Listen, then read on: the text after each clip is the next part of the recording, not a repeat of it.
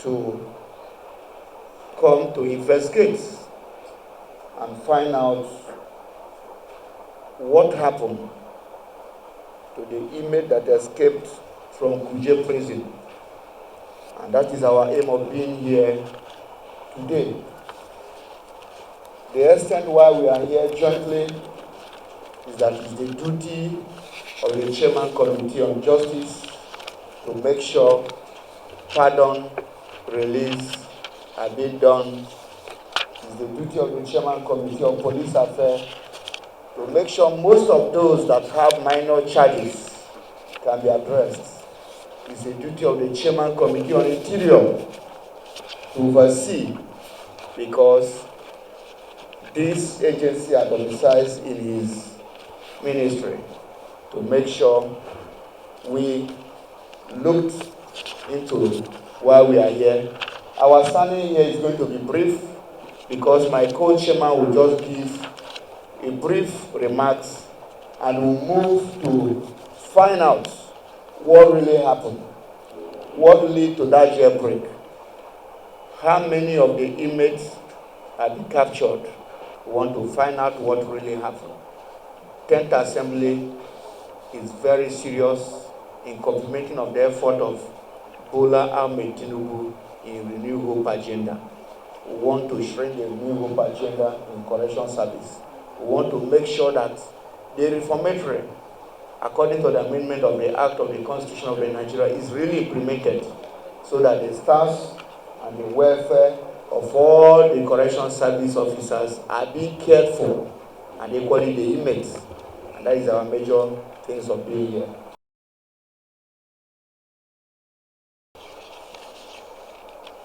During the jailbreak, how many people that escaped, how many have captured, and what led to that jailbreak. After then, the Honorable Minister will give us brief on the journey so far in that aspect. And want to assure the servicemen in correction service that National Assembly is very ever ready in working collectively with all the agencies. That is why this is the first time you are seeing almost about different 5 committee chairmen coming together to work in hand to make sure we put things right in this country. This is our country. It belongs to me and you. It's only us can put it to the test. And by looking at it, you can see all the chairmen in various committees have performed very, very well in all the aspects in life.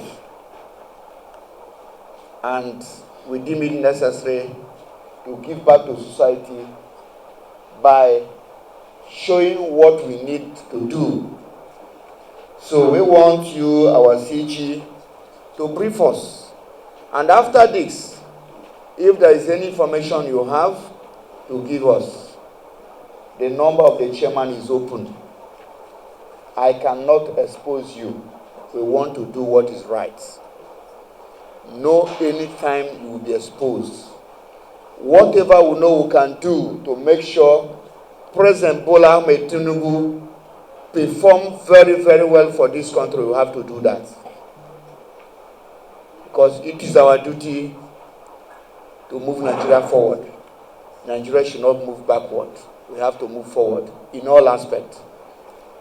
My CG, I invite you to give us your brief account of the inmates on the jailbreak on 2nd there where the incident happened.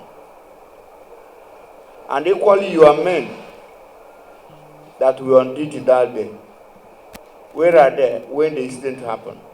Because I know too well, you have so many checking points before getting to the correction service point.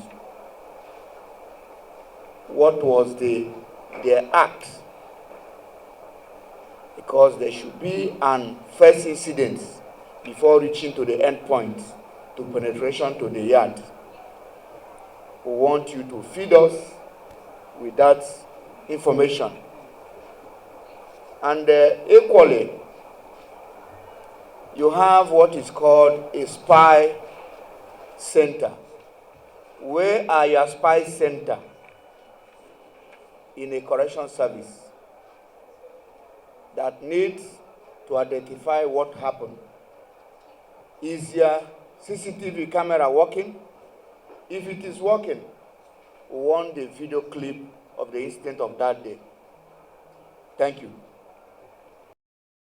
Men and women that are assigned to this custodial center, and they are doing everything since that time. They have been doing, and they have been doing everything. They are doing everything to see that the capture is made.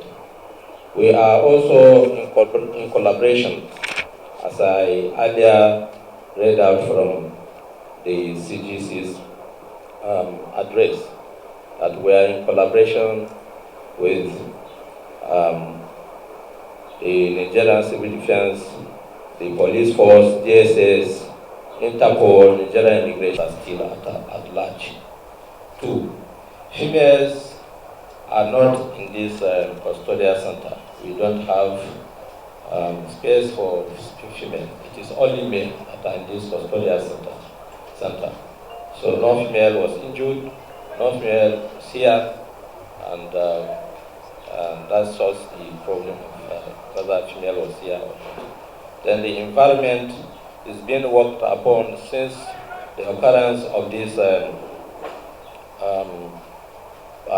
incident.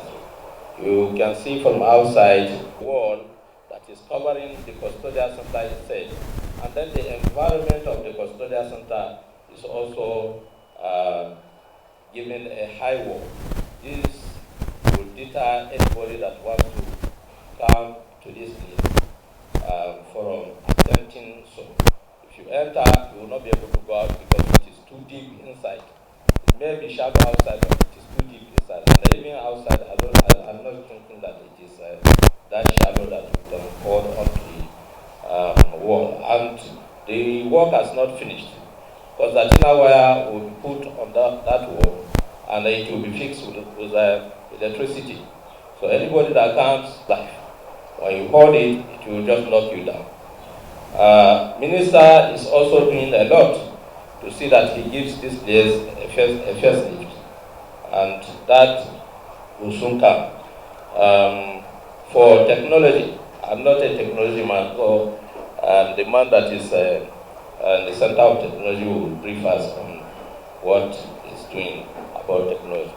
I'm already. Unlike what the minister said, the budget of correction service is very poor.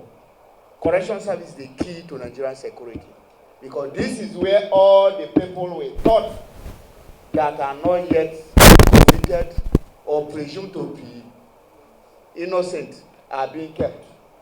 Whether armed robber, kidnapper, or banditry, or whatever we may call it, are all kept here. So we have to really have that orientation of reformatory, to reform their psychological, so that such person cannot go back to the crime. So, no problem. The technical advisor to Honorable Minister of Interior, where I took my leap from, I appreciated this committee for coming today. As we can all see, that the fact speaks for itself. In law, we call it res ipsa loquitur. The fact speaks for itself. Your visit today is timeless, and we feel this is the time we need to properly address our major challenges in this service. First and foremost, it was an unfortunate incident that happened here on the 5th of July 2022. Even though this was inherited, this administration inherited this challenge, but we cannot run away from our challenges because we have no other place to go other than this country called Nigeria. And as it is, we must not continue to dwell on the past. But what do we have to do? All we need to do is to dwell on the future and how to forestall these challenges. And what do we need actually to forestall these challenges? Is a collaborative effort by everyone, most especially our distinguished National Assembly. I've had personal interaction, and I remember when we went to United Nations, Mr. Chairman was present when the minister passionately expressed his intention towards reforming and changing the tide of Nigerian Correctional Service, taking his leap from what we call proper correctional audit. By the time we audit our custodial centers and we're able to identify those who are meant to be legally interned, we'll be able to know how to cater for the challenges and most especially the security of all our custodial centers. And in view of this, that's why we have new innovations concerning building 3,000 capacities of various custodial centers in geopolitical zones of the country. But this needs to be done very quickly. And how do we achieve it? We need improvement in our information technology department. Because the world has gone savvy, and the world is a global village now, where we need to use technology to drive the security of our various custodial centers. If we fail to keep these people properly, we will continue to have challenges of jail attack and jailbreak. Thank God the service have been able to conduct themselves very well. We have not had any history of jailbreak. We're only having jail attack. That shows it's coming from outside. The more reasons we need collaborative efforts of all stakeholders in ensuring that this situation does not happen anymore. I can say for a fact that the Honorable Minister has, in several situations, presented this to Mr. President, and it's part of his mandate in ensuring that all these people are recaptured. There have been several meetings, several programs with security agencies, international bodies, and we have been engaging them constructively on how they can help us in recapturing these people. And I'm sure that all security agencies, ably led by Correctional Service, who are at the center or the focal point of these challenges, they are not relenting on their oasis in ensuring that we get these people back. Sir, not to bore you with so much rhetoric, I want to humbly submit that for us to have an achievable progress, we need money, and we need more money. Better allocation should be voted for Nigerian Correctional Service so that we can properly execute the mandate given to us as a service, so that we can as well propagate the renewed hope agenda of Mr. President Asiwaju Bola Ahmed Tinubu. I know you are extremely experienced because your submission at UNODC was an impressive one.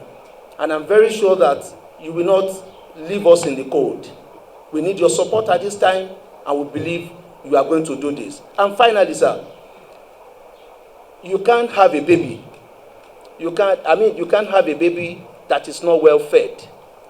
If you have a baby minder, you give some food items to a baby minder, and the baby minder is not properly looked after. The baby will start going, slim by the day. Our officers and men must be looked after as well. Their welfare is very paramount because they are at the center stage of the danger. And this is the time we should have life insurance for our officers and men. It's extremely important. And I want you to as well look into this.